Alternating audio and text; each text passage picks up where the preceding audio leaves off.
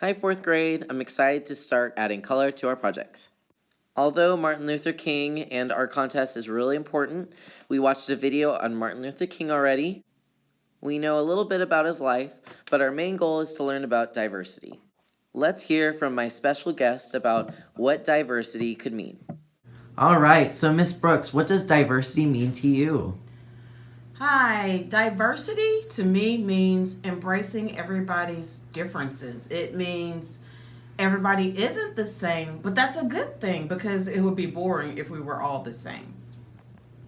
So last time we got quotes, we traced them. You might have used the light board, you might have been cool like me and just used the tracing underneath. I'll have all that out. Then we went over it with Sharpie. It's up to you how you wanted to make your lines, but the focus was that something had to be abstract since we're also learning about Pablo Picasso.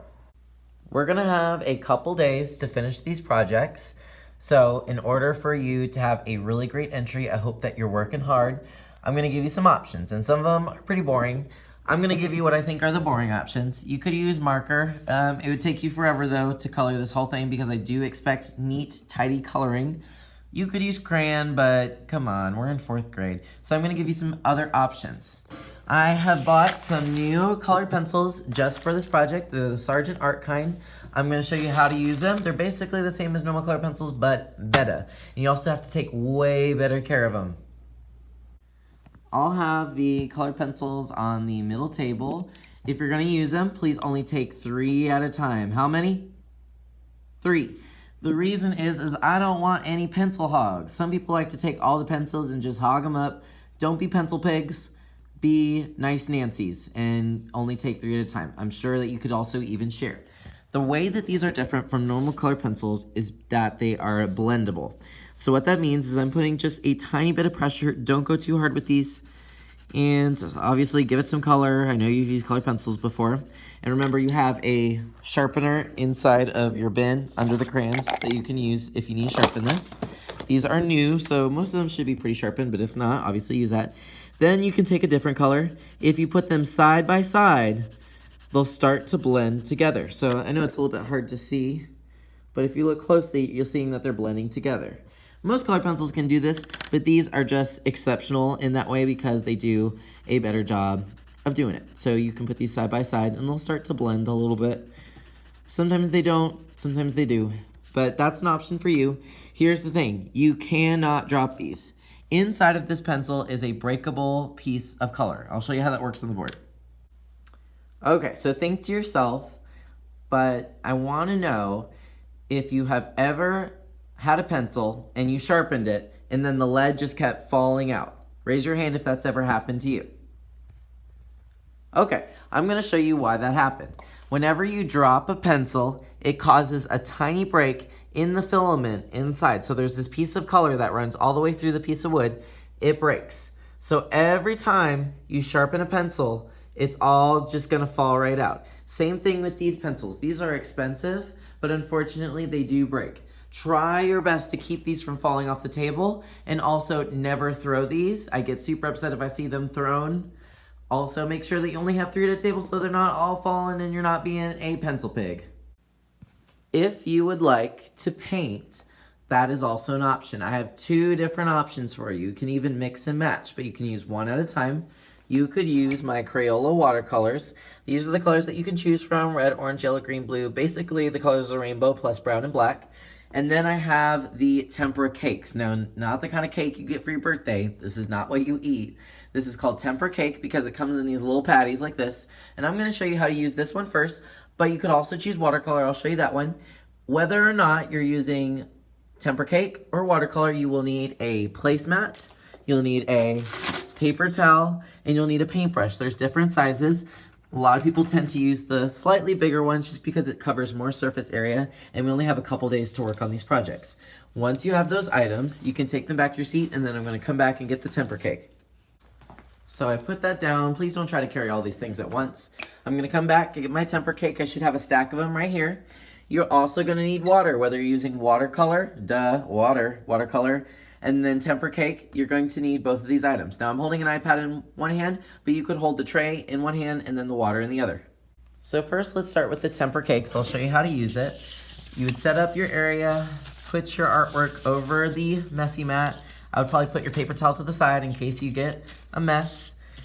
Tempera cakes is paint in a solid form. I chose these colors because these are some of the secondary colors, and those are some of the colors that Picasso would have used himself. These are also going to show up really bright on the paper.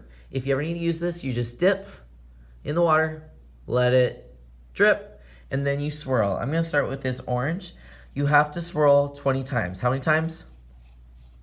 20. So let's count. 1, 2, 3, 4, 5. I'm going fast. 6, 7, 8, 9, 10, 11, 12. Oh yeah, I fell asleep. 13, 14, 15. Okay, I think that's enough. You just need to swirl it around a few times, and then you're gonna see that vibrant color show up. I don't know if this is showing up on camera, but it's looking really deep. The watercolors will not be this deep of a color, not this vibrant. If you need to switch colors, which you probably need to do, you just dip, let it drip, swirl, and then dab. No, not this kind of dab, this kind of dab. You need to dry off your brush with your paper towel. Then you go back into the water, dip, let it drip, and then you can choose your new color. Now, whoever used this last, mix the blue or the purple or teal into the pink, and now it's all messed up, so I'm kind of mad at them. Don't be that person. Please clean your brush. You always dip, let it drip, dry off, or dab, as you want to call it. Now I'm gonna mix in a little bit this pink. Maybe the colors are switching it up every now and then. You just gotta swirl, swirl, swirl. I need to swirl just a little bit more. I usually count to 20. I won't do that because I need to show you all watercolor, and then apply the paint. It's looking pretty vibrant. Now, if you're done with tempera or it's the end of class, you gotta put your paintbrush in the water cup so it doesn't dry out. Follow the green arrows, and then you can place your tray back in the stack that'll be over here. You'll notice that there's some cardboard underneath. Don't take that off. That's how these paints don't get stuck together when I stack them. I'm gonna go ahead and show you watercolor. Even though you've probably used it before, it's a good refresher.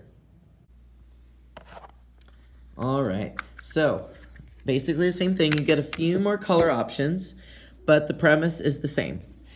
Dip, let it drip.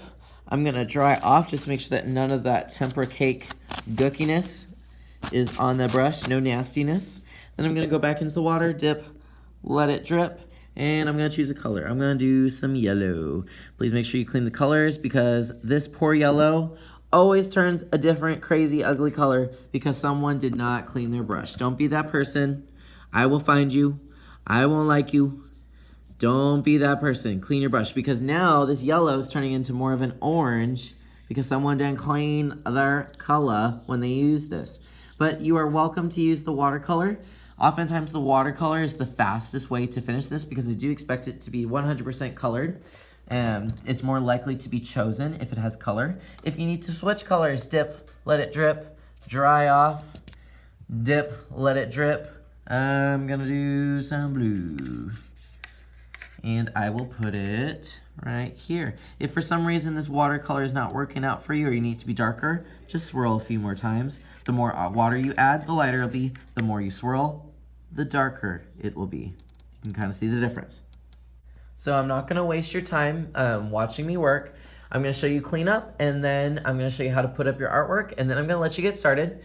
If you are finished with watercolor or it's just the end of the class, put your paintbrush in the water cup, take your dirty, nasty water cup, and the easiest thing to do is just put it in the sink because I'm gonna have the next class clean this out for you to save your time. Just leave it in there. You do not have to clean these water cups out. Place any watercolor, clothes, any tempera needs to be taken following the green arrows. Put on the counter, make sure it's flat, otherwise it melts all crazy with the water. Take your messy mat. I'm gonna hold it with one hand. You would hold it with two hands. Obviously mine's not done. This is just an example, but you'd put it on the drying rack. For those who were here last year, do we put it on the top or the bottom? We always put it on the bottom, and then people behind us put it on top. One thing I hate is when people play with my drying rack. Did you know that this cost me $200? Yeah, please don't play with it. It's not funny. Make sure my colored pencils are returned to the front. Use any paper towels to clean your mess on your table and throw them away. Wet wipes, like always, will be provided. Just take one, clean your hands first, and then clean your table. So this is what we'll do that last 5 minutes to make sure that your table's clean. Now, if you are using color pencils, obviously your artwork wasn't wet. I still want you to put it on the drying rack just so I can keep this class together, and that way your artwork doesn't go into another class that's painting today. Alrighty guys, I hope you have a good one. I'm sorry for all the directions. Have a great day.